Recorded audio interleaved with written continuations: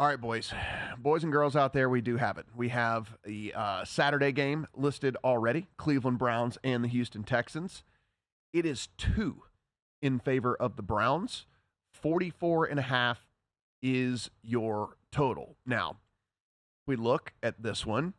The Browns, you can take nothing away from the game that you got from the Browns this week, so please understand that. The Browns rested everybody, and so you didn't get an accurate representation of this team. You're going to have to go and look at what you've seen over the 4 weeks prior if you're going to try to figure out what you get from the Browns in this one, going on the road to the Texans. We know this is a dome game, so it doesn't matter that this time of year here, Mike, we're going to get perfect conditions. It's going to be indoors, and so you get the Texans who come out, win a very big game. I think lockdown coach of the year for DeMeco Ryans.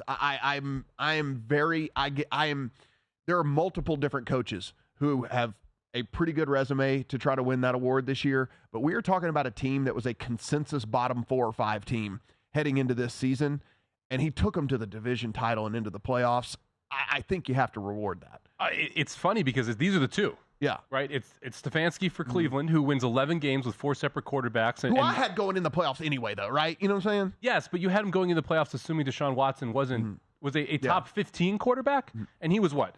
Top 25 quarterback this year, maybe? Yeah, maybe. And then you start PJ Walker, Texas Ranger out there for a couple starts, and then you're like, oh, you know what? Let's start DTR. That wasn't a good idea. Literally goes to Joe Flacco's couch and picks him up off it, gives him the walker. He shuffles out there, and he wins 4 games for this team.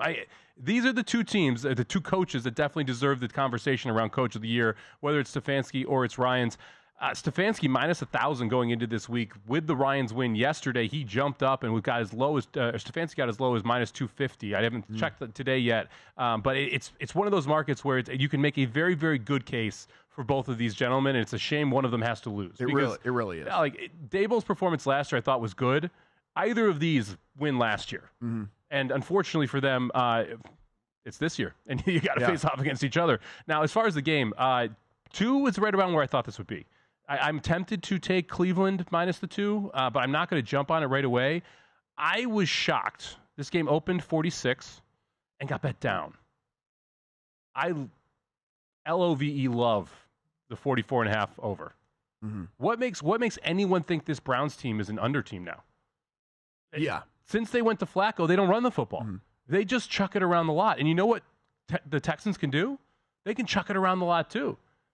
This to me is just a dead over game at 44.5. So I'm going to put the over in at the first break. I think I like Cleveland, and I think I'm going to bet it because I think this could move. I think once people really dig into this a little bit further and see the offensive success that the Browns have had over the last month of the season, and they're going to realize, like, man, this is a really awesome and fun story for the Texans. But in comes a very good defense, and not only with that defense, you're also getting an offense that has figured out a way. You were able to rest all your guys. So we are assuming health here, and I know I know what they say about assuming, but I'm just saying I'm assuming health here. Amari Cooper gets 2 weeks to rest because he didn't play last week either. So Amari gets 2 weeks to rest that heel.